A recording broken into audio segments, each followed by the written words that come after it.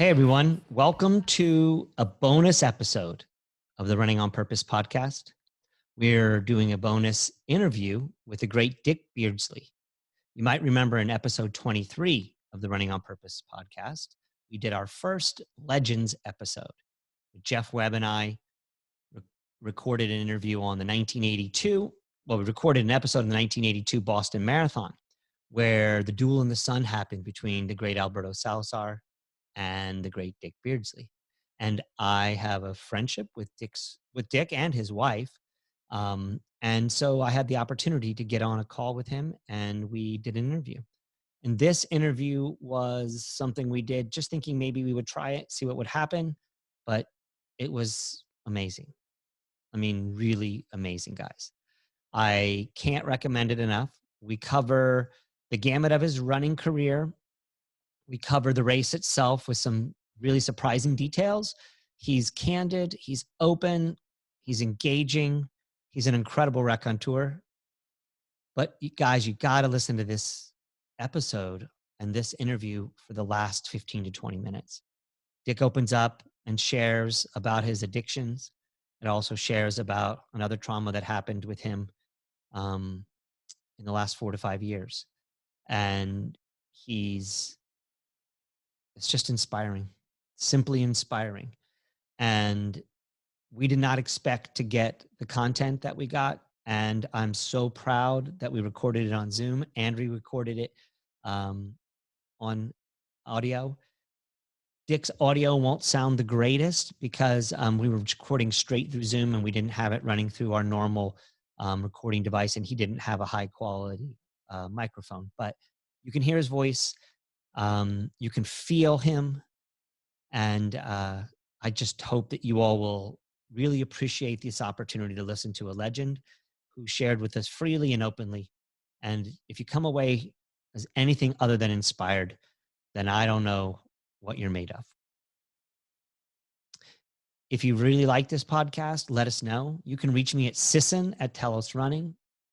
You can give us a review wherever you get your podcasts, however they're delivered to you, or give us stars, however it works for you. We just honestly love to hear from you. We'd love to hear if you like what we're doing. Jeff and I are having a fantastic time with the Legends series, and enjoy this bonus episode. We hope that you will, hope we able to cut other bonus episodes in the future. But for now, enjoy this one and let us know what you think. All right, guys, Godspeed and enjoy this episode, this special edition. On your mark, get set. You're a hero of mine, Dick. I mean, we can just start right there. I started running when I was 6. So this is like 1975. Started racing when I was 8, right? So that's like 1977. And I devoured every Runner's World that my father had from the first Runner's Worlds through the Runner magazine. You know, that was in my opinion, still, it's the greatest rag about running that there ever was. They just got it more right than the Runner's World did. I agree. And so I just knew you as, from in my consciousness, you were the sort of quintessential underdog who made right, and then going through reading through your through the book. I wish we had read your book as well. Jeff and I both commented on that afterwards, but reading through Brant's descriptions of things and getting a little more, full detail on it, and having already met you in person and been around you in Austin at Runtex, I just realized how really much of an upstart you really were. Like whereas you look at a guy like Alberto, who was your main competitor at that point. I mean, this kid was already everyone was talking about it when he was 16 years old, right? He was a stud. Yes, from the beginning. And you weren't. So give us a little bit of a background on how running started with you, like where you sort of got started running, and then maybe a little bit about when you shifted from being a runner to being like a really competitive athlete and how that played out. Yeah. So as a kid growing up here in Minnesota, I was so into the outdoors, hunting and fishing and trapping, and I milked cows for the neighbors. And and I had started my own fishing guide business when I was 12 years old.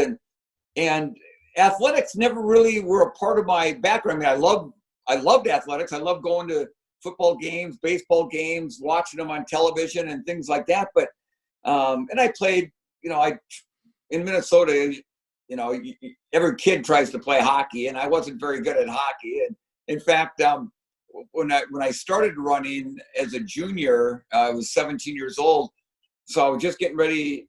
Then for my senior season, my hockey coach comes up to me and he says, "Beards," he goes, "when you're a senior, you can't play on the JV team anymore." he goes, "I see you running every day during study hall." He goes, "Maybe you ought to put more effort into that." And I have not had on a pair of skates since. Probably some of the best advice I'd ever given. But so as a kid, I just was, big into the outdoors, hunting, fishing, trapping, you name it. And then when I was starting my junior year of high school, so that was 1973, for some reason, all of a sudden, my hormones kind of changed a little bit, and girls started looking a lot better to me than like a dead raccoon laying alongside the road. But I was the most shy, bashful kid, and the thought of saying hi to a girl, let alone actually speaking to one, or heaven forbid, actually asking one out on a date, almost made me sick to my stomach. But I noticed a lot of my buddies in my high school that would wear their high school letter jackets around because they were good in various sports. They always had girls hanging all over them. And so I thought, well, golly, all I got to do is wear myself a letter jacket and the chicks will come to me. So I went out for the football team. And, I'm 6 foot tall, 135 pounds, soaking wet. And I remember the first day of practice, I got game tackled. And I remember getting up out of that pile of guys, and my helmet was on crooked, and my shoulder pads were sticking out, and my football pants were down to my ankles. And I'm thinking, there's not a girl alive that is worth going through this. and I quit. I mean, I didn't even last an hour on the football team. But, and at the time, I was just really disappointed. And what little self-esteem I had at that point in my life pretty much went down the drain. But, as I've said this to many people, sometimes what we think is some of our greatest disappointments in our lives actually turns out to be incredible blessings. And that's what it was for me. And a friend of mine told me about this thing called cross country, and I'd never even didn't know what cross country was, but I thought, gosh, how hard can that be? And so I showed up the following Monday for my first day of practice, and I'll never forget this. The coach says, "All right, boys, line up out there on the road in front of the school. We're going to do the around the block run." And I'm thinking, okay, I've never run before, but I know I'm determined enough and I'm stubborn enough that I can hang with my teammates to go around the block. So our coach, he blows his whistle, and we get down to the end of the first street corner. We turn left. I'm right with everybody. Same on the next street corner. Turn left again. And I'm thinking, okay, get to the next street corner. We turn left, back to the high school. Practice is over. Well, we kept going straight. And I'm thinking, well, they must be feeling pretty good today. They're going to run 2 blocks. Well, it wasn't long after that, we were out of blocks in town, and they were so far in front of me that I could no longer see them. And thankfully, one of my teammates came back to where I was struggling to put one foot in front of the other. And he goes, "Beards, just follow the road you're on all the way till it ends. When you get to the end, turn left. When you get to the next road, turn left there, and that'll take you back to the high school." And then he took off again. Well, I came to find out that what they called their around the block run was actually 3.2 miles long. Now, that didn't seem very far to me today, but back then, I mean, it seemed like forever. And I had to walk the last mile. By the time I got back to my high school parking lot, all my teammates and my coach had already showered and gone home. But I'll tell you what, Steve, when I crossed into my high school parking lot, I remember being so excited. I remember thinking, gosh, Dick, I don't know how far you just ran and walked, but you made it.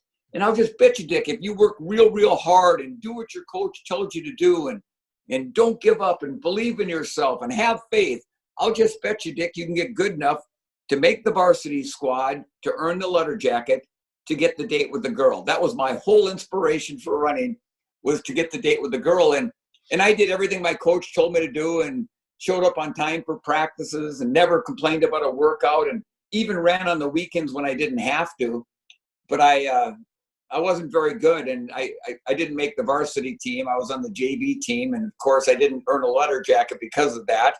But when the season ended, I didn't run another step. And in the season in Minnesota ends pretty early because of wintertime comes early. So by the end of October, I was pretty much done.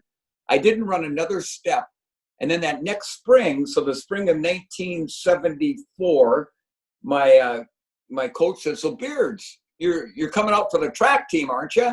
I go, "The track team? You mean that little circular dirt road that you run around by the football field there?" He goes, "Yeah." I go, "No." I said, "Man, that's opening of fishing season." So I didn't go out for track team, which didn't make him very happy that junior year.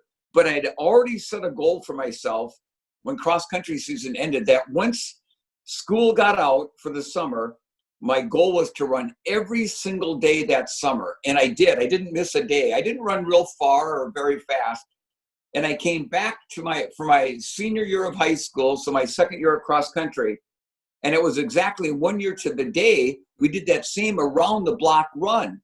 But this time, instead of all my teammates finishing in front of me, they all finished behind me. Now, that wasn't saying a whole lot because we didn't have a very good team, but it showed me that, man, don't let anybody, especially yourself, keep you from pursuing those hopes and dreams and going after those goals. Now, saying all that, I was much better my senior year, but still not good enough to, I didn't qualify for the state meets in cross country. And then I did go out for track my senior year, but I think I ran 9:58 in the 2 mile, and which I was tickled to break 10 minutes and like 4:38 in the mile or something like that. But again, I didn't qualify for the state meet. I then went on to a small college, part of the University of Minnesota at Waseca, a small 2-year agricultural college, which is now a federal prison, by the way. So that's a whole other story. But I had my coach there was a special guy, Coach John Folkrod. He was a chemistry teacher also. And I remember one day after practice, he put his arm around me and he goes, "You know, Dick, I really believe you can become as good of a runner as you want to be."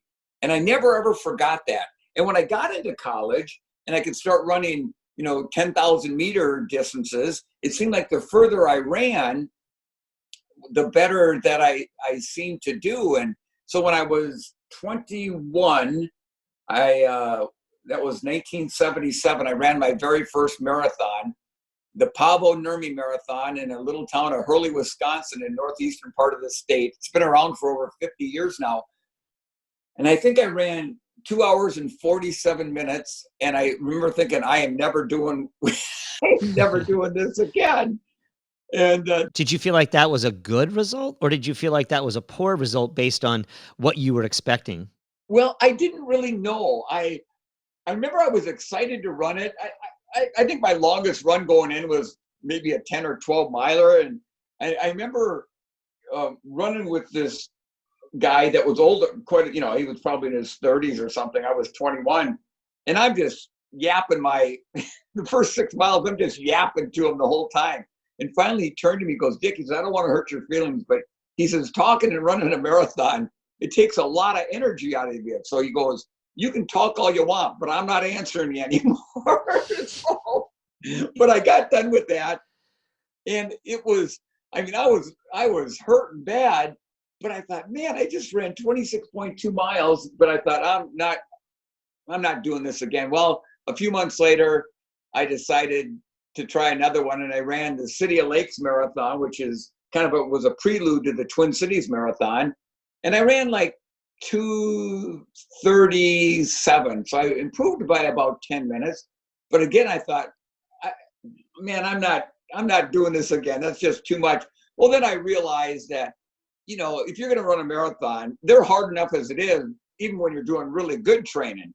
And I thought, I got to train for these things. And my running just kind of took off. And I loved racing and whatnot. And then in 1979, I was 23, and just gotten married to my first wife, Mary.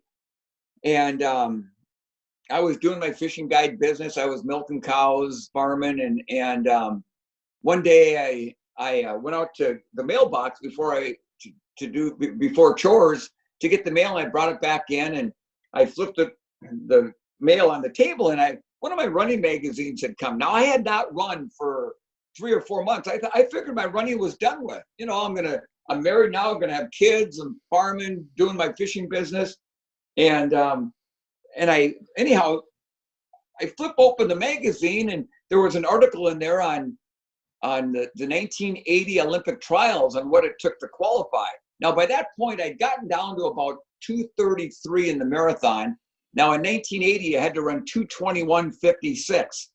And I remember standing around in my old dirty coveralls, and I'm thinking, I can do this when I'm in my 30s, 40s, 50s, or 60s, but, I can never see how good of a runner I can become when I get that old. And then I flashed back to what Coach Fulcroft told me about, Dick, I really believe you can become as good of a runner as you want to be. And I thought, man, I got to at least try.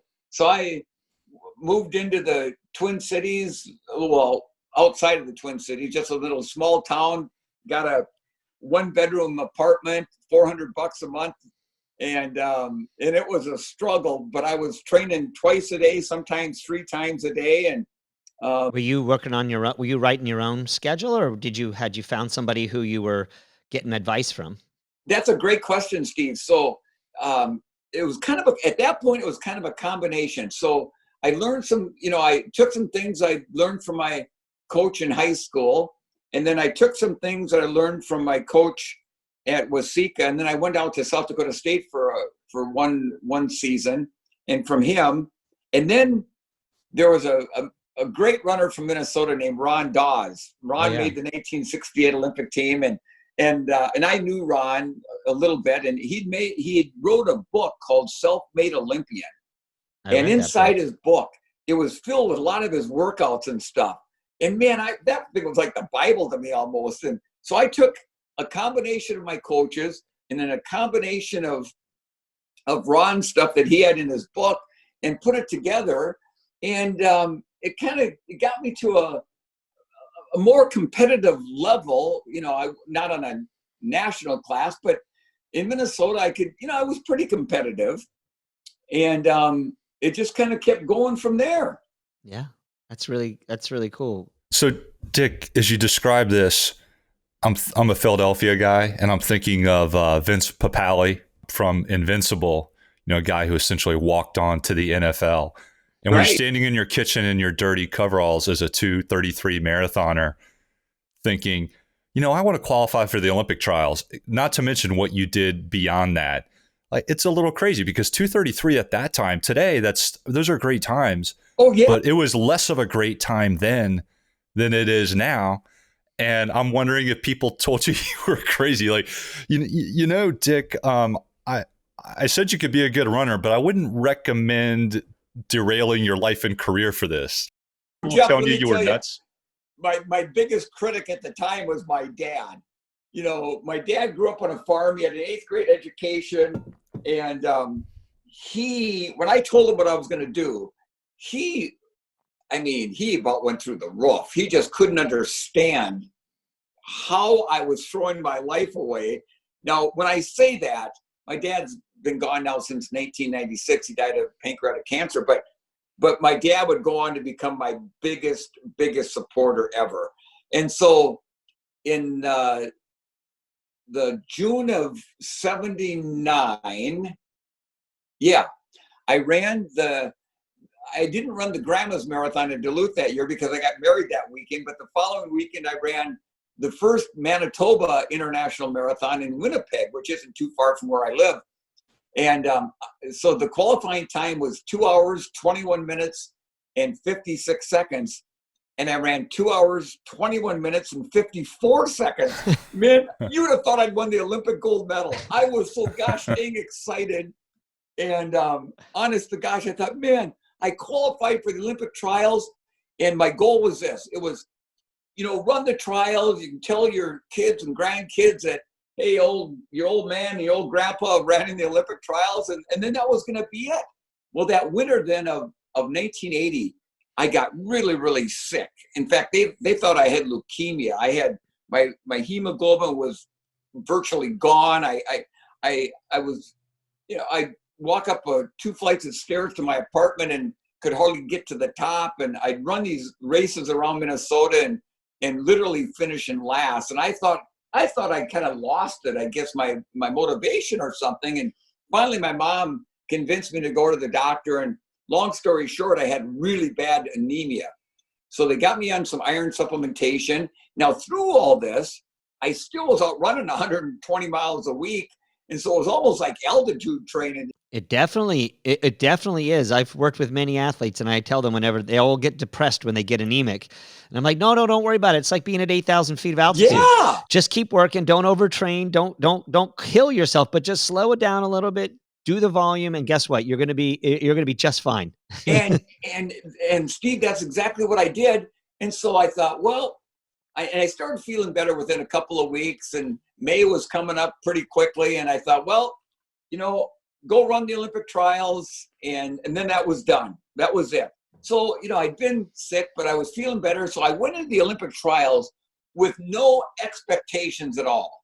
And now at this point, I'd never broken 220. I'd gotten down to 220.20, but I'd never got under that magical number of sub 220. So I went in there with really no aspirations of trying to do anything great. Just go out there, run, so you can tell your kids and grandkids you ran there.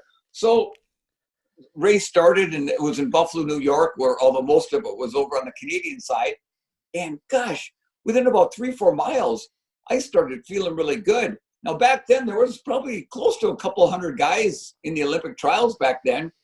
And I just started picking off one runner after another. So long story short, I ended up finishing 16th overall, and I ran 2:16:01. So I'd broken 220, and I was not halfway through the chute.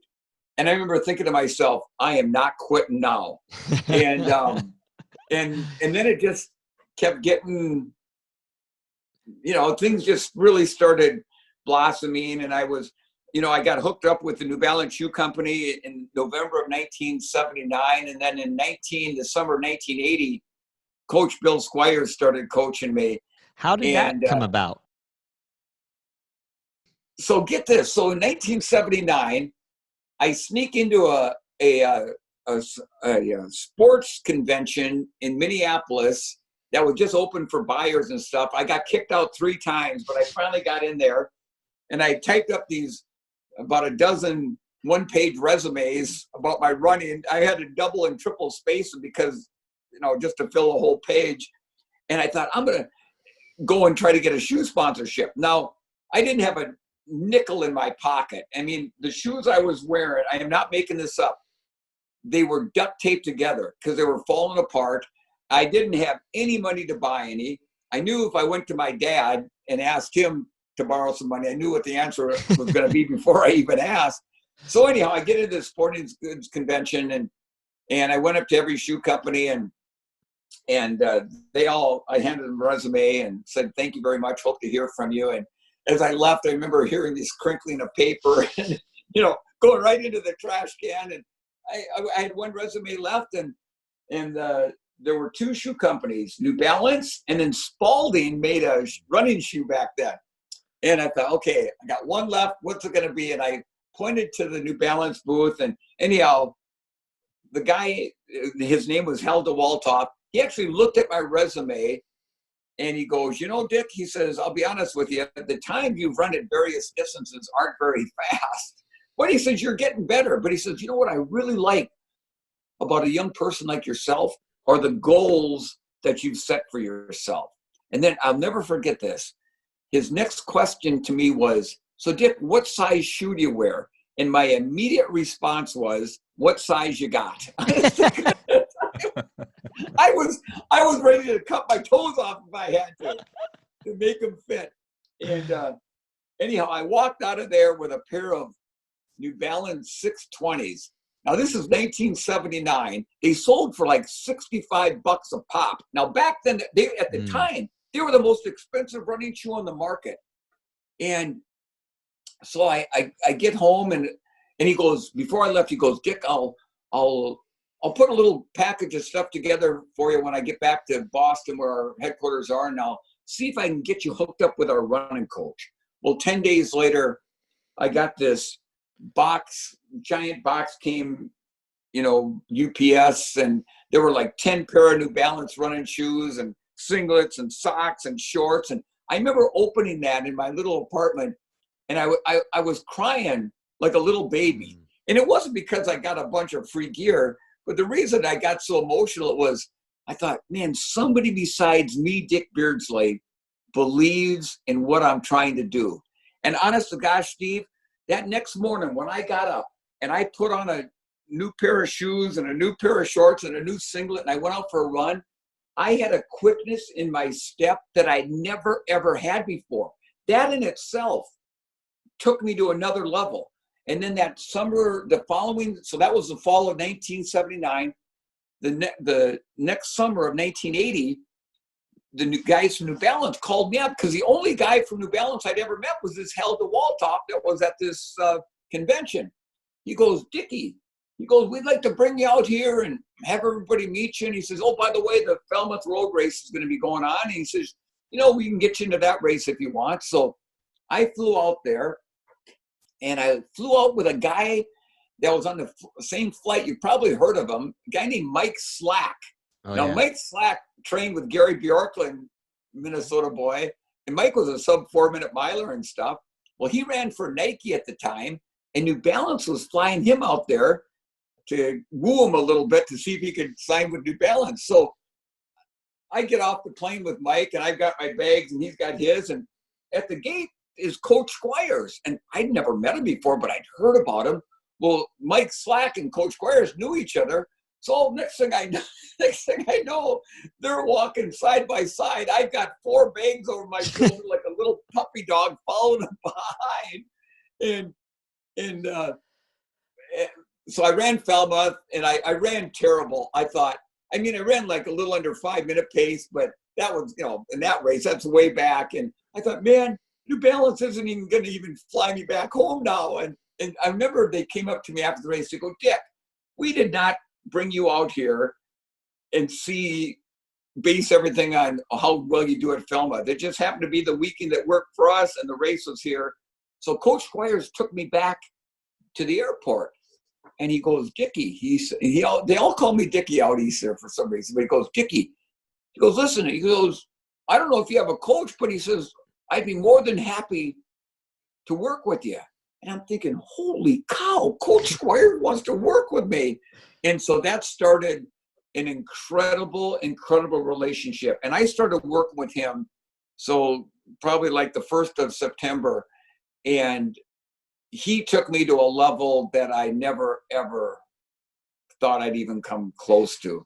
Do you think it was because of the kind of work he did that was different from what you were doing? Or do you think it was that mixture of him believing in you and you having the ability to lean on someone and not have to think about, that benefit of the coach-athlete relationship sort of removes the responsibility from the athlete. And if you've got a coach as at that, even today, Coach Squires is a hero of mine, but that time he was definitely one of the greats. Everybody was paying attention to him. His athletes were running really, really well. So right. What's that mix of what is it because Coach Squires does some kind of unusual work. It's not typical distance runner work. No. And I tell you, we hit it off right away. And I think a big part of it was just having Coach there as a sounding board. And I'm in Minnesota. He's out in Boston. There was no computers and stuff back then. He'd send me my weekly workouts on the back of a beer-stained napkin from the Elliott Lounge where all the runners hung out in Boston. And then he'd call me once a week. And I remember one time saying, Coach, you could not call me after 9 o'clock at night because when I get off the phone with you, I am so fired up. I can't sleep. I want to go out and do a 20 miler. So that was a big part of it. And then I loved his type of training and workouts suited me perfect. He was into high mileage, which I was. And the one run I looked forward to more than every week was my long run. Every week I did a 22 to 24 miler, and that long run, it wasn't just going out and throwing on the miles. I mean, basically everything I'd done the 6 previous days was incorporated into that long run. So it made it go by so quick. And I think, I'll tell you what, and Coach was big on surges, and not just 1 or 2, but I mean, I'd go out on a 20-some mile run, and I'm doing these surges from minute to 10-minute surges. And I'm telling you, when it got to a race, a lot of guys can cover a couple, but you start throwing a third one or a fourth or a fifth, and pretty soon, and it gets hard to handle. And Coach was big into that kind of stuff. So I think it was his combination of enthusiasm, of a sounding board, and his knowledge, just really, and the friendship we had developed. Just, I get choked up talking about it. I mean, he would give me, or anybody for that matter, the shirt off of his back, and he'd do whatever it could to get you to where he thought you should be. And he did that with me, believe me. You're a coach now. Do you use some of his stuff, or how do you work with your athletes? What sort of philosophy do you come from? Well, I'm definitely Coach Squire's background. And Steve, now when you say a coach, I'm nothing like you. I mean, I coach, I don't coach any more than 5 people. It's all online. I've never had any really, really top athletes working with. I do have a gal I've been working with for about 15 years that, she'll be 70 next year, but she's a world class for her age group and stuff. But my philosophy was always what Coach Squires, I remember telling me early in working with him, he goes, Dickie, he says, being a coach isn't rocket science. He goes, if you put the right amount of distance with the right amount of speed and the right amount of recovery, you're going to have success. And it is so true, Steve.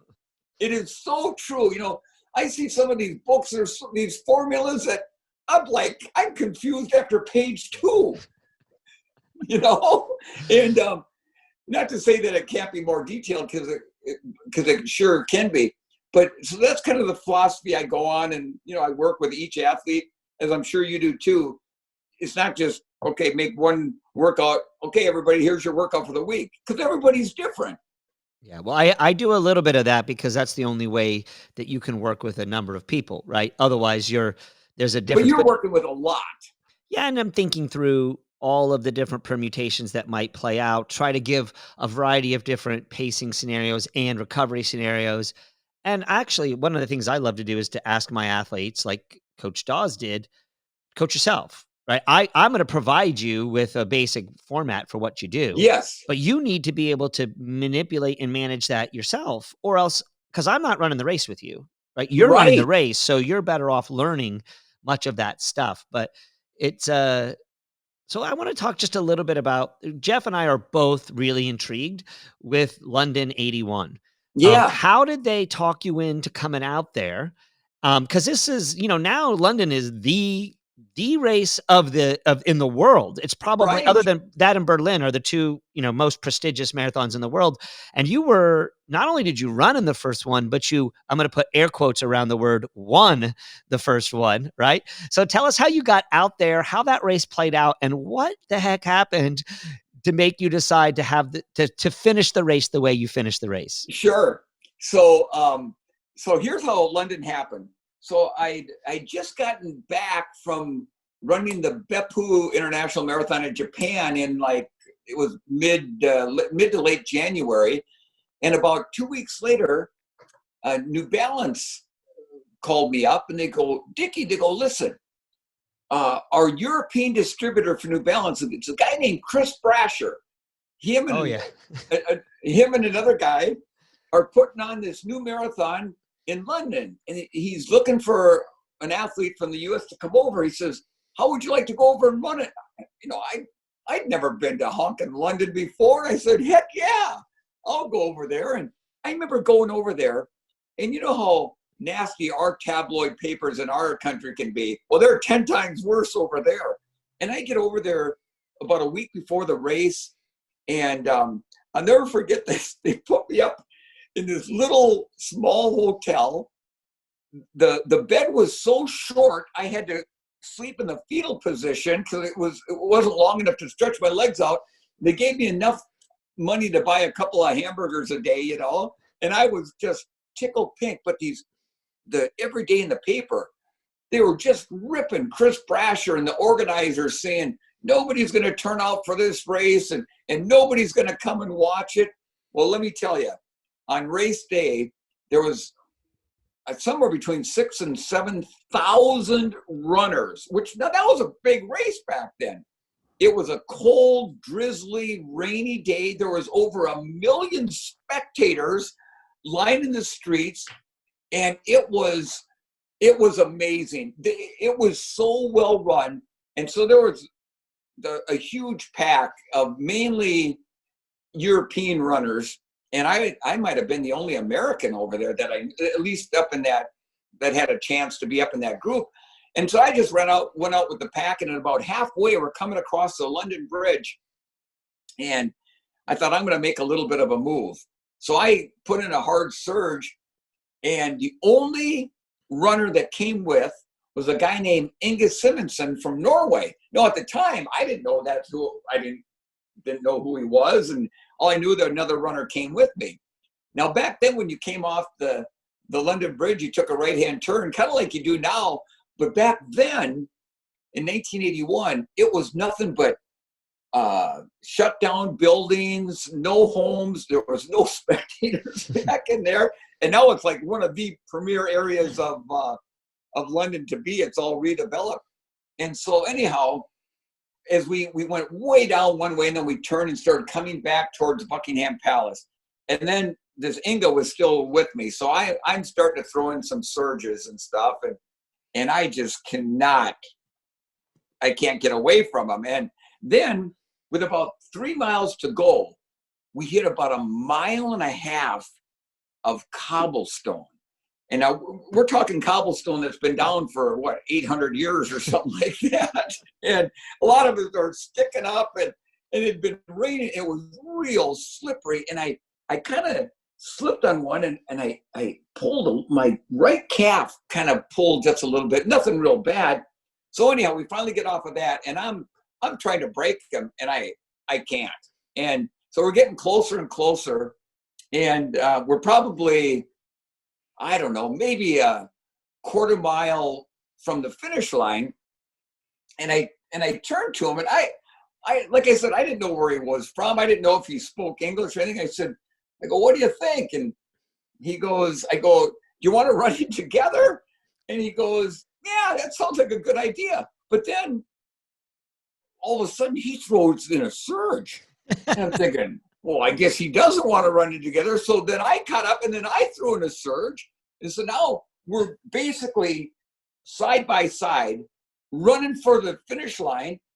And I thought, well, it's an all-out sprint. And then right before the finish, Inga just kind of reached down and grabbed my arm, and we came across, with our arms up like this. We gave each other a hug, and we weren't out of the chute. And Fred Lebow, remember Fred from the New York City Marathon, who started that race? Well, they brought Fred over to kind of help him, help organize this race.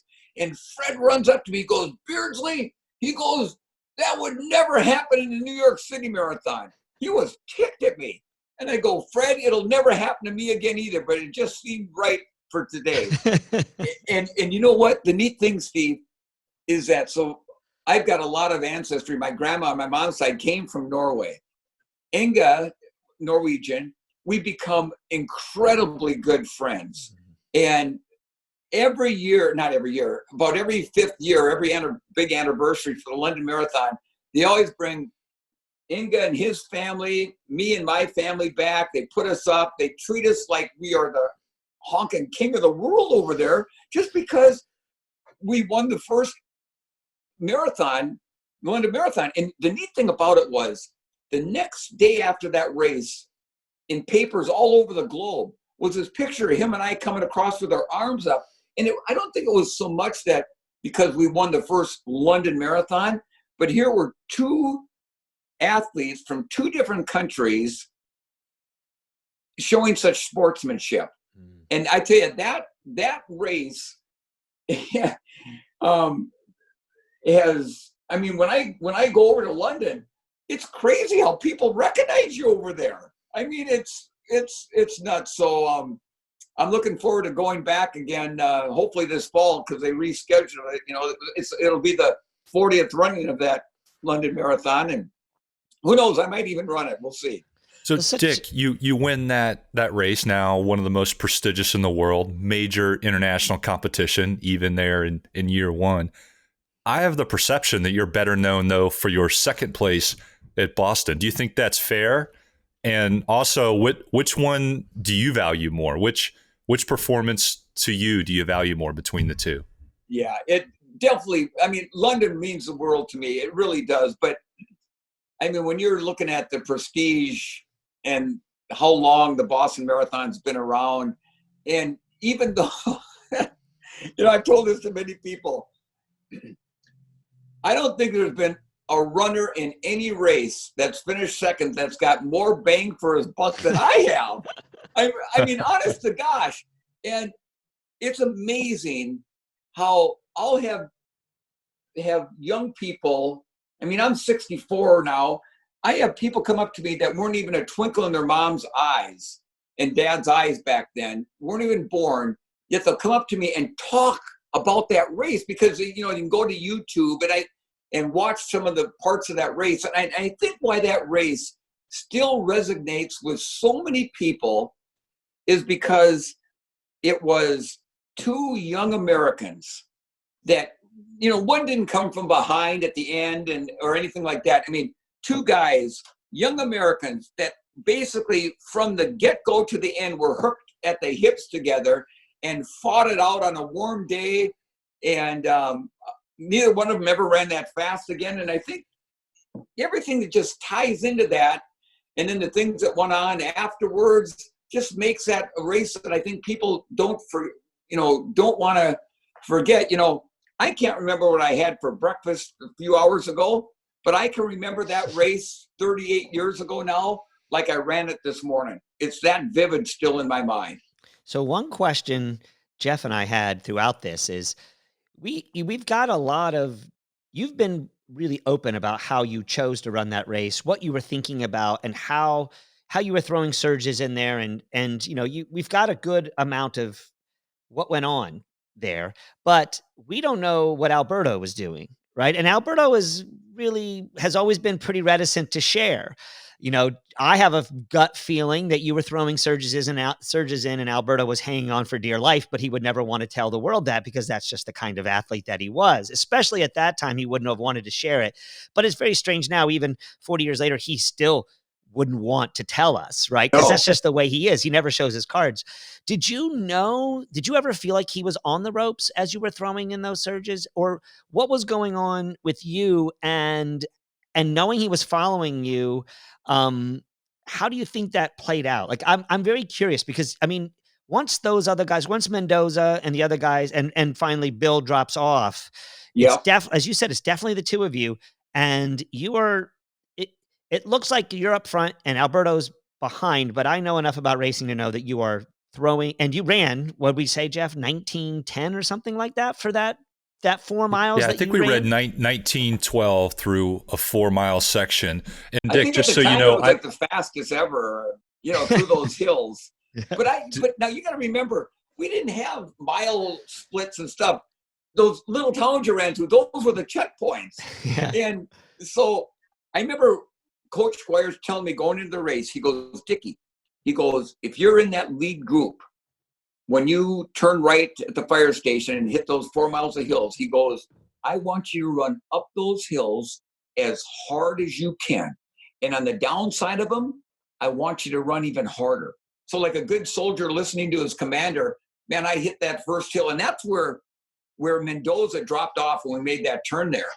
And I hit the first hill, and I'm pounding, trying to pound Salazar, boom, boom, boom. And then we're at the base of Heartbreak. And I remember running Heartbreak literally as hard as I can. And I remember 3/4 of the way up, I see a wheelchair athlete. Now, you got to remember, the wheelchairs they raced in back then were basically like the wheelchairs you get out of the local hospital. And this guy is pushing up this hill. And I'm thinking, he misses one pull and he's going all the way back down. And it absolutely inspired me. So I actually ran, look at the video sometime of us coming up Heartbreak. It's hard to see, but I actually veered to the left, went over and patted him on the back. And I said, way to go, buddy. And Alberto followed me over there too, but he didn't pat him on his back, you know.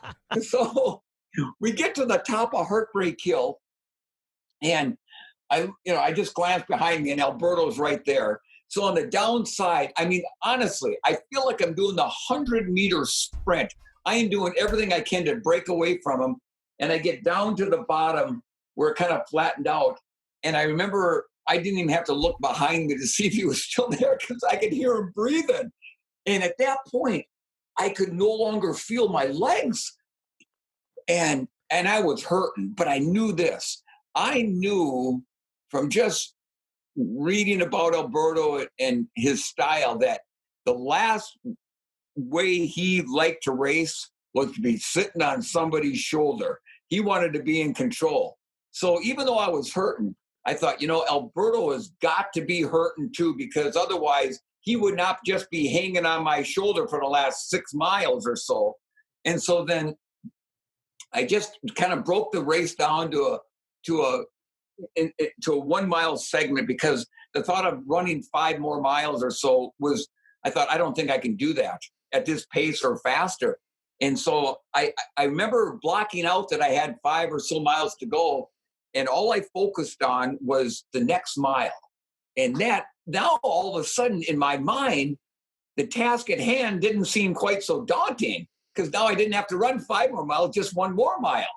And so next thing I know, boom, boom, boom. And then, we get down to where. So during that time there, was he still, could you feel him just sucking off of you? Like he was going to wait? Is that what at that point, were you pretty sure he was going to wait to see either a chink in your armor, or wait to the very finish, right? Because he knew he had wheels, right? And he didn't know very much about you. Yeah, he definitely had wheels. I mean, he had wheels for a 10K, 5K guy. I mean, he ran really fast, right? But he wasn't faster than me, I'll tell you that. Yeah, well, but you might have, I don't know. I mean, I think if you guys ran an all-out 200, you might have been actually faster than him, because he's not who knows? But that's an interesting thing to me. But you definitely knew that he had been working those skills, right? And anything that you had worked, you were working in a Squires block where all your surges were happening in extended runs, and a lot of that stuff is not about get up and go and use those fast twitch muscles right then. So you knew that. But did you feel like he was just sucking off of you, or did you feel like he was playing it right? Or, I'm just curious, as I know you can't tell us what Alberto was thinking, but since he won't tell us, you were the closest man to him during those miles. Yeah. So you have a better insight than anyone else does. Well, here's how I felt. So with about 4 or 5 miles to go, okay, I'm hitting him with a surge. I mean, a lot. But here's the thing, how usually you surge and then you kind of back it off a little bit. So I'd throw in a hard surge. Of course, Alberto would come with me. And then I thought, okay, I got to back her off a little bit. He wouldn't let me. Because if I tried to back it off, I could see him starting to, like, okay, he's going to try to go around me. And I did not want to let him do that. So every time I'd surge, each mile started getting a little bit faster, because I couldn't back it off, because Alberto wouldn't let me back it off. And then, but, when I got with about 900 meters to go, something like that, I felt like I had a little bit of space on him. And And I thought, okay, you know, I remember thinking this, Alberto doesn't have a great finishing kick, but he's got a lot better one than I do. And so that was honestly, that's what I was thinking. And I thought, okay, dig deeper than you've ever dug before. And I've been saying that for myself for the last 3-4 miles, but you got to dig a little deeper. And I remember putting in one last hard surge, pushed off my right leg, and I took about 2 strides, and I got the biggest Charlie horse in my gosh dang right hamstring. And I mean, I remember grabbing it, and Alberto, golly, he just went cruising by me. And at this point, I'm thinking, I've got a little over maybe a half mile to go, and I'm thinking I got a chance to win this thing. And now I'm thinking, am I even going to finish? I mean, I'm thinking I'm having the worst nightmare I've ever had. And luckily, the crowds back then were so on top of us. There was no fencing to keep them back. And the noise, my ears hurt more than my legs at that point from the sound. And I'm working my hamstring, running along the right-hand side of the road the best I can. And the crowd moved back, and I stepped into a pothole I didn't see, and I almost fell down, but it popped the knot out of my leg. And then I got my stride back, and then that's where I was able to make that last catch up quite a bit of yardage on him, that last 200-300 yards of the race. And there was, I watched that video, especially that once we turn on to Hereford Street there and Jack LaBelle, the announcer, takes over. I've watched that literally thousands of times, because in a lot of my motivational talks, I use a little 2-minute segment to kind of lead in, even if I'm not even talking about running. It's a good lead in. And you guys, I'm not making this up. I've seen it thousands of times. Every time I see it, it still makes the hair on the back of my neck stand up every single time. That's how much that race that day against Alberto meant to me, and still means to me. Yeah, I think that finish line experience, that for sure there were many people who know the running world who looked at that experience of you and Alberto holding your hand up, and you being that close to him and him grabbing your arm and putting it up is certainly not typical of a Zalazar kind of response. But Steve, yeah, go ahead. Oh, no, well, I just got to say something. Sorry for interrupting there, but, one of the greatest things as a runner is to be pulled up on that podium and having that laurel wreath put on your head. I mean, when you look at how long that race has been run, how many years, and, the few individual athletes that have actually got to put that laurel wreath on their head. And the fact that Alberto pulled me up on that podium with him, and when they were raising his arm in victory, I get choked up talking about it. He raised mine right with his. That, I can't even begin to tell you what that meant to me at that moment, and still does to this day. That was, when he could have had all that glory all by himself, yet he shared a little piece of it with me, I'll never, ever forget that. Well, I think it's more than that, Dick. I don't think he shared a little piece of that with you. I think he knows and knew then. And I think, this is the funny thing about Alberto. Again, he won't speak for himself, so he's giving us an opportunity to speak for him, or at least I am, Right. or at least I'm doing it, right? But that is not what we would expect from him then or now. And there was something special in that moment, Dick. The moments that you guys shared together on the road from the turn at the fire station to the finish line, that he recognized you as a brother, as a warrior who had fought the best fight possible and had taken him to the very edge. And you can feel in that photo, it still feels this way to me. I've only seen it in photos. You lived through it, but I have only seen it. And what it does share is that these two men went toe to toe from start to finish, blow by blow to blow, toe to toe, and they have a deep, abiding respect for each other. And there's, as much as you talk about the sportsmanship that happened at the London race, this is real sportsmanship. This is a sportsmanship that is a man in Alberto who would not normally react this way, be as open and as heartfelt, does. Why? Because the moment calls for it. And sometimes the universe, God, whatever you want to call it, designs and decides that we are going to be more than human. We are going to be special. We are going to be extremely special. And in that moment, you had provided him and taken him to the edge, and he was able to change and be different from what his normally is. And we all saw it, and we all remember it. I think, in my view, Alberto has gone through very challenging times, and he's had great times, right? But I still hold that place in my heart with him. To me, the truest Alberto is the Alberto at that moment. And it is resonates with me because it's what I am and what you are and what we all are as athletes. And I think that that's what makes this race special. Yes, the race was epic. Yes, it was amazing. And yes, that footage that we get to see now of all those thousands of people lining that course. And I swear to God, I thought you were going to get knocked down about 5 different times. And then you trying to get out of the way of the motorcade, and then getting out of the way of the cops on the motorcycles, and all those other pieces. They all add elements to it. But it's that moment on the starting at the finish line where we see what we're all about, what it means to be human, and how this sport really makes us, and makes the sport is special because of what it makes us and what we can do. And I think, Steve, that's why the book John Brandt wrote, Duel in the Sun, that's the cover photo, is that picture of Alberto and I, and that is special. I mean, I think, and you put it very well with your words of, it was two basically gladiators that punched and fought right to the end. And you know what? Yes, I got second place that day, but I sure don't feel like I lost. I mean, I gave it everything I had, as Alberto did.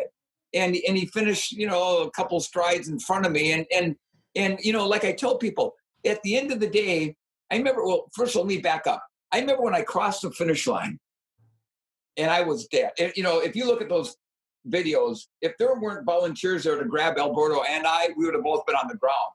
But I remember glancing up, and the clock was still reading 2:08 something. Half of me had never been so happy and excited about anything in my life, and my other half had never been so disappointed. I'm thinking, wait a minute, I just ran a 2:08 marathon, but I got second. And I remember going back to the hotel, soaking in the tub, and I went back in my mind and retraced literally every step of every mile from Hopkinton into downtown Boston, and what could I have done differently? And when I got done going through every single step of every mile to the start to the finish, I remember laying in the tub there with a big smile on my face, thinking, not one darn thing. And I gave it my very, very best. Alberto gave it his best. I gave it my best. And at the end of the day, when you couldn't give any more, how could you be disappointed in that? And that just, after that, I haven't been disappointed once in not actually winning that race. Yeah, it is. I mean, it's iconic. That's why we started our series. We were hoping to do a podcast, Jeff and I, in Boston, that may not have been about legends. We hadn't even really fallen on the legends concept. But when we knew we weren't going to be in Boston, we shifted and did our homework, and then decided, of all the Boston races that we could ever pick, of all the legendary events, of all races that we could, what did we want to start with? It's that race, because it just feels so right. And I think Alberto, in some fields, people would consider him a legend. He's certainly notorious. Many people wouldn't look at you and say, "Oh, Dick Beardsley is a legend of the sport," No. right? Because of the results since then the results after that weren't all, but yet you are a legend because of the meaning of that race and how that race worked. And it's just, so when you think about that race, what do you consider your legacy as a runner? And what do you think is your legacy what you want it to be? That's sort of a dual question there, but play with it any way you want to. Yeah, I think, just knowing that my legacy as a runner is just knowing that every race I ran, I gave it my very, very best. And at the end of however it ended up at the end, knowing that I gave it my best, and that when you, like I said earlier, when you do that, you can't be disappointed in things. And I mean, you know, when I look back now at those years, now approaching 40 years ago, and I see those videos, I'm thinking that cannot be me. Because I run every day. I love to run. I get up at 3:30 every morning. I'm out the door by 4, and I cherish my hour that I'm out on the roads, running, because I'm out by myself, and nobody's pulling me from this direction or that direction, and it's just me and the good Lord, and the stars and the northern lights. And this time of the year now, the loons are back, and you hear the loons calling, and I get to see the world come alive, because it's that early in the morning. And running, I am one of the most fortunate people that I failed at football, and that I was able to get into the sport of running. And the fact that it took me to where it did, I sure couldn't have done it on my own. It was the help of a lot of coaches. Gosh, I get choked up sometimes. And family and friends and New Balance, who believed in me, and race directors who invited me to their race, taking a chance on me. And I owe a lot to a lot of people for where I was able to go, and where I'm still able to get out there and enjoy it today. Jeff, do you have anything else? Because that was just beautifully put. Do you have any other questions, Jeff? Well, just a statement. I want to say thank you for sharing your story. I know you get out and you talk to people, and the fact that you can be asked the same questions by different people and show the enthusiasm, and still be willing to talk about it in the way that you do, which is so genuine and so passionate, is special for us. And I know you talk to groups, but I haven't heard an account like the one you just gave. So I want to thank you for inspiring me and for talking to us. And I'll tell you that what's really inspiring to me, I think more than anything, was just going back to a question I asked you earlier, when you're standing in your kitchen dreaming about the Olympic trials, when you were somewhat of a, upper average runner. You weren't an elite runner, and you're dreaming about the Olympic trials, and in a short period of time to achieve that goal, and then just keep going and going and going. And I read somewhere, you went journeyman to world class in 18 months, and you hardly ever see that. And you're one of the few people in this world, in any sport, who's done it. And it's just incredibly inspiring. Well, thank you, Jeff. And it's been a good run, so to say. And like I said, I'm slower than molasses in January now, but I go to bed at night, and I can hardly wait to get up in the morning to go for a run. And so I'm very, very fortunate.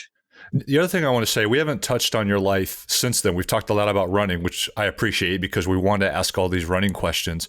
But you've been very clear about struggles you had post-running with your accident and your addiction. And in the running group that we're part of, that Steve coaches, we have a few recovering addicts and alcoholics that are very open with their struggles. And they inspire the hell out of me. For people, like, just getting out the door every day for a runner is impressive. But for someone to overcome something so difficult and then just completely turn their life around is impressive. And people have, you've done it in a different order maybe than they have. But I wonder if there's anything you care to say to those people, or maybe even others who have less of an understanding of how hard that really is, and what it takes to overcome an addiction. Yeah, I'll give you I know I've been yapping a long time here, but a couple of years or a few months after Boston in '82, and I was 25 or something, and I finally got recovered. I'm thinking, well, that's the good thing there is I know for sure I'll never have to go through anything more difficult in my life. I really believe that. I'm young, and I'm thinking there's nothing that's going to be harder than what I just got done. Well, then, when I retired from the competitive side of running, and I got in a bad farming accident and then car accidents and other accidents and had close to 20 surgeries to put my body back together. And once that got over with and I recovered, I thought, well, sure wouldn't want to go through that again. But the good thing is I know for sure now I'm never going through anything more difficult. Well, then, I got addicted to the narcotic painkillers that I was on. And that was, there was a 3 or 4 year period there that it was brutal. And thankfully I got into treatment and I've had little over 23 years of sobriety from the narcotics. But I remember after I had about 3 or 4 years of sobriety, I remember thinking, well, I would never, ever want to go through this again. My family, what I put them through, friends. But the good thing is I will never, ever, ever, unequivocally ever have to go through anything more difficult in my life again. I would have bet my life on it. But I was wrong. And then I, about 4.5 years ago, my son Andy was in the military, his Army, and he was over in Iraq. And anyhow, he had to do some things over there and saw some things that weren't very pleasant. And when he got back, he suffered from post-traumatic stress disorder. And 4.5 years ago, my son Andy took his life. And I was devastated. And there's not a day goes by that I don't think about him, miss him every single day. And, it makes all those accidents, the Boston Marathon, even the drug addiction, seem like a walk in the park compared to dealing with, losing a child. But the one thing that brings me joy and gives me hope and leaves me with peace is knowing that Andy's no longer fighting those demons, and knowing that someday I'll be able to wrap my arms around him again and give him a big hug. And that brings me a lot of happiness, So, we all go through our struggles and tribulations in our life, and you just got to deal with them. And I know the last thing my son Andy would want me to do would be to wallow in sorrow. He would want me to move forward and keep living my life and to the best that I can. And so that's what I try to do every day. Sorry. No apology necessary. I'm a military veteran, and I know that families serve every bit as much as their loved ones serve. The people who put on their uniform, their family puts it on with them. And to lose a family member like that, it's a grief that I couldn't possibly comprehend. But I also recognize that what took Andy is a combat death. A lot of deaths sadly happen on the battlefield, and a lot of deaths sadly happen when they come home through various reasons. And I want to thank you for Andy's service and thank your family for your service and just offer my condolences. Well, thank you, Jeff. I appreciate that very much. And thank you for your service too. And Dick, I just want to thank you for being the human being that you are. I know it doesn't take hard work for you to have that cheerful and, just overjoyed way of looking at the world. Because I've known you for a long time, and I know you're always that way. I'm sure not in every moment, but it seems like every moment. And and I just want to tell you that we're all gifted your place in this world. Number one, for you to have had the race that you did that day, that allows us all to be able to be consistently and continuously in contact with you one way or another, with that day and the man you were that day. the push that you gave to another one of the greats, and what that finish line meant to all of us. But even more so, Dick, it's just your presence. You are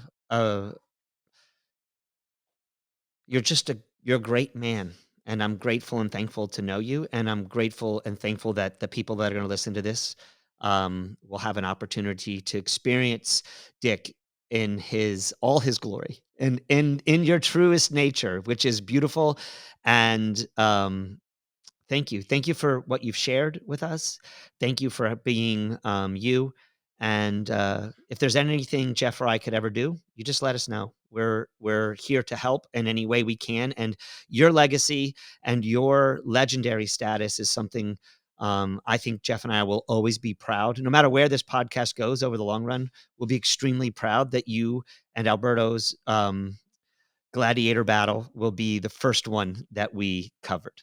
So thank you so much. Thank you, guys, and keep up the great work. And I look forward to listening to a lot of your other podcasts down the road here. Awesome. Thanks, Dick. Take care, and we'll talk soon. All right, thanks, guys.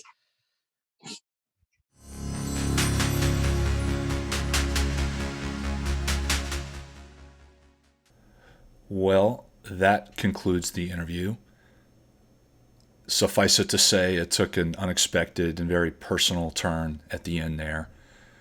All I can say is that Steve and I did the best that we could with it in the moment. I hope we made Dick comfortable, and we were just appreciative of how much he shared with us throughout the conversation, and then just sharing something so personal at the end. It was very moving, and we were grateful. So we did stick around, Steve and I, for a few minutes and just reflected on that conversation. And here's that talk of ours.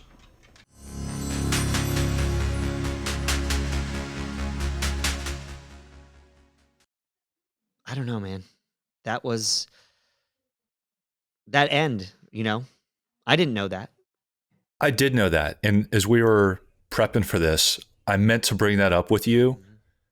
And in the end, I didn't bring it up because I didn't know why I was bringing it up.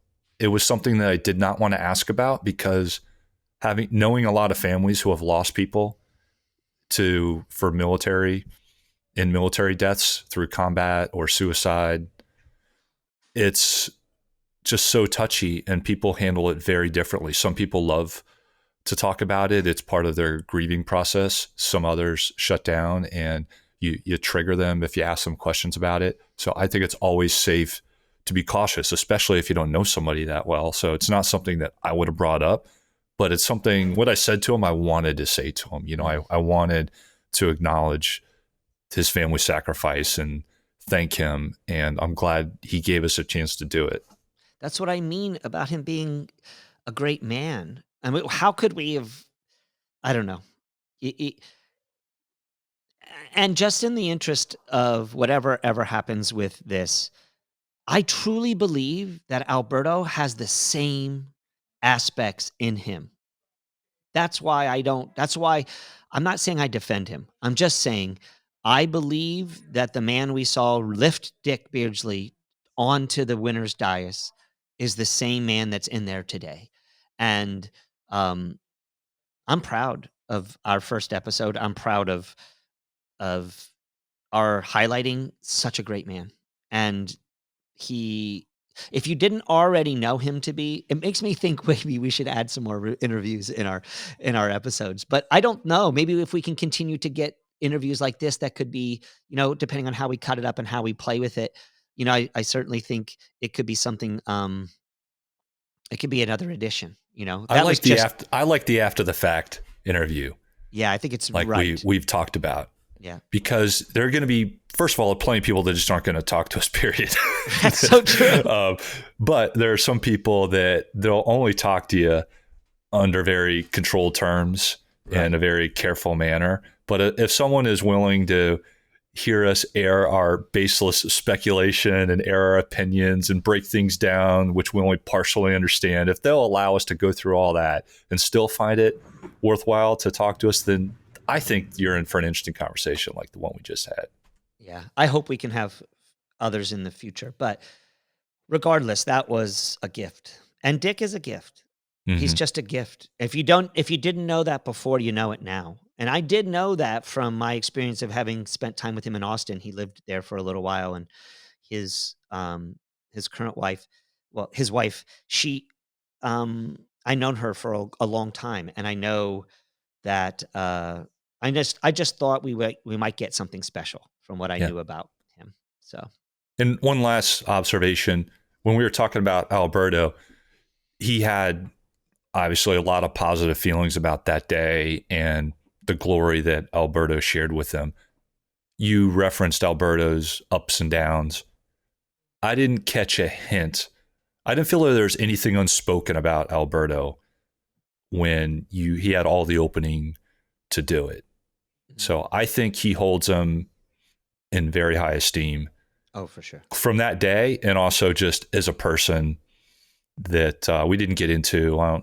Who knows how he would have Yeah, spoke it could about have it. been something we could have. But I also think at this point in time, it's a little disrespectful to put Dick on that. I True. Even I, who would ask nearly any question, would probably shy away from that because I feel like he might be required to say something positive about him, which could get him tarred and feathered. Which, believe Mm-hmm. me, you are going to get tarred and feathered. Number two, that he might have something critical to say that then he would feel in his own heart was um, not a kind or generous thing to offer to the world. Because I'm Mm-hmm. not sure that Dick could help himself. Right? He's Right. like me. We're cut from the same cloth. We're just going to keep talking about whatever you let us talk about. But again, just you're right. There's nothing in him that looks at that man, it seems, that is anything other than the man he did battle with and the man that he respects for the fact that he took him to the edge and took him to the well. And that's what being a warrior is, Jeff. Is it not? Isn't that literal? And this, my warrior, I am talking about men and women. Like we're Mm-hmm. all in the same category that way. Does it tend to paint men as warriors and women not? But they are. Believe me, if you listen to the 1984 episode about the women's marathon, you see 4 warriors there. But they have a You don't have deep to convince me. I know plenty of yeah. women warriors.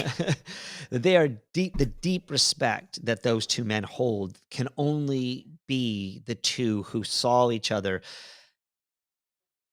battled each other, and gave each other everything. And if we all did that, Jeff, if we all did that in every minute of our days, we wouldn't have this kind of sectarian anger and frustration. We would recognize we have different opinions and we have different viewpoints, but that we're all have a right to them and we all hold them and we should deal with each other with respect and caring and empathy.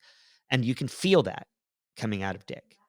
And I think you can feel it coming out of Alberto in the few interviews and things that you see, that there's an understanding that while he's extremely different from Dick, he too saw a warrior, went to battle with a warrior, and yeah, he came out on top that day. But we all know they both came out on top, and we all came out on top. That's the beauty of that race.